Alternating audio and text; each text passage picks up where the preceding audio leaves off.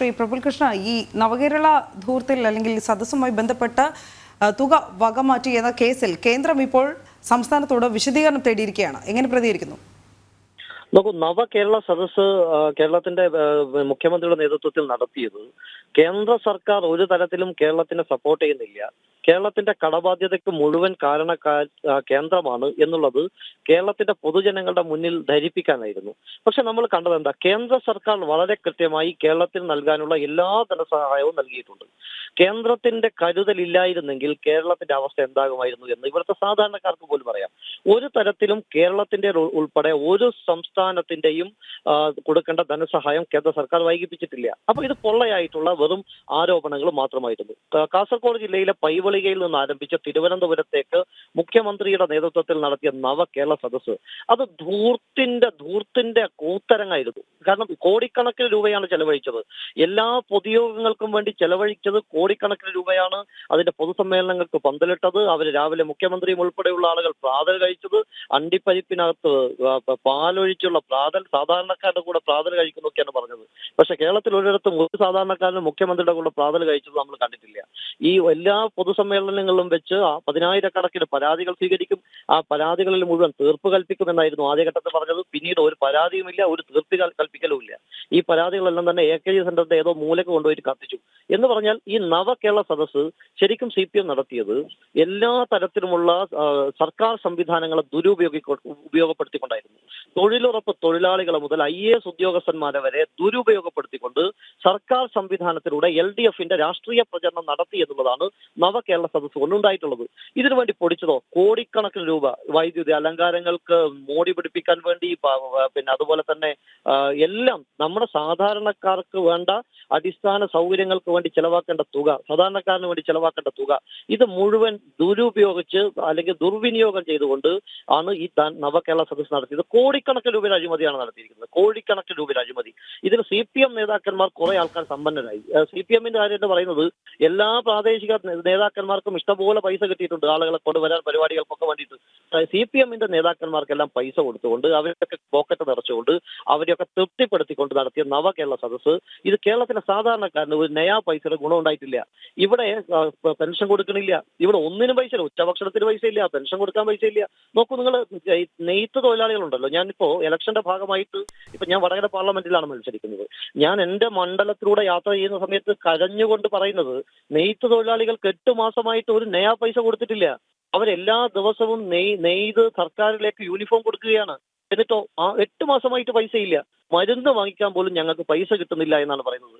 ക്ഷേമ പെൻഷനുകളുടെ സ്ഥിതി ഇത് തന്നെയാണല്ലോ. എല്ലാ മേഖലകളിലും സാമ്പത്തിക പ്രതിസന്ധിയുടെ പേര് പറഞ്ഞ് ഇവിടുത്തെ പോലീസ് വണ്ടികൾക്ക് എണ്ണ അടിക്കാനുള്ള കാശ് പോലും ഇല്ല.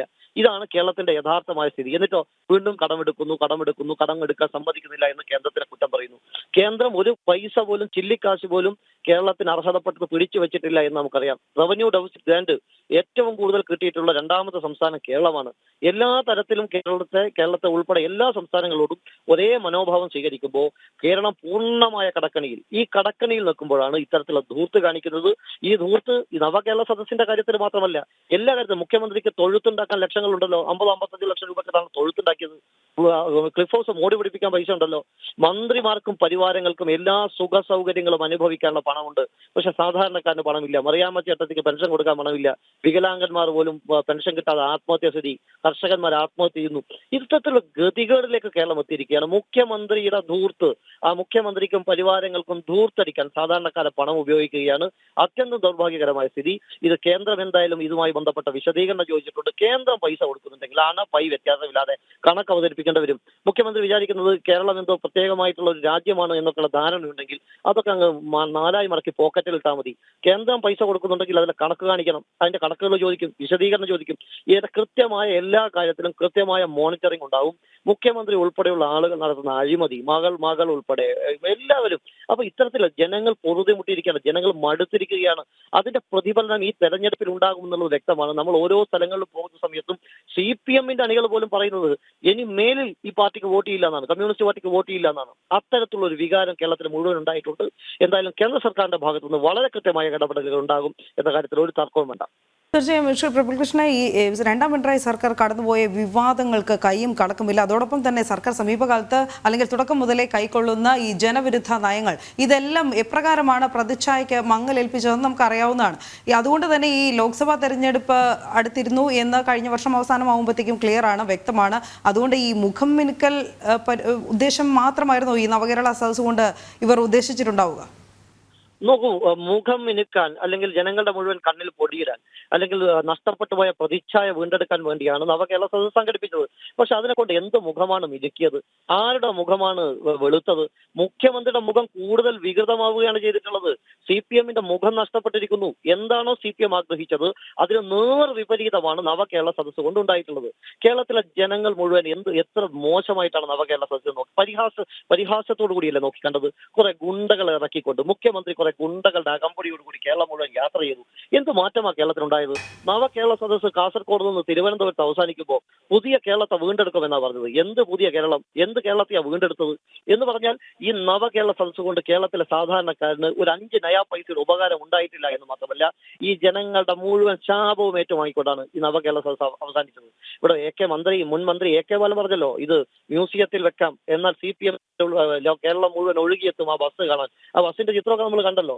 അപ്പൊ എന്തൊക്കെ വിഡ്ഢിത്തരങ്ങൾ പറഞ്ഞുകൊണ്ട് അത്തരത്തിലുള്ള നടത്തിയ യാത്ര എത്രമാത്രം പരിഹാസ്യമായി LDF-നെ സംബന്ധിച്ചിടത്തോളം ഈ തെരഞ്ഞെടുപ്പിൽ അവരുടെ പതനത്തിന് ആക്കം കൂട്ടാൻ മാത്രമേ ഈ നവകേരള സദസ്സ് കൊണ്ട് സാധിച്ചിട്ടുള്ളൂ എന്നാണ് വളരെ കൃത്യമായി സൂചിപ്പിക്കാനുള്ളത്. തീർച്ചയായും വളരെയധികം നന്ദി ശ്രീ പ്രബലകൃഷ്ണ പ്രതികരിച്ചതിന്.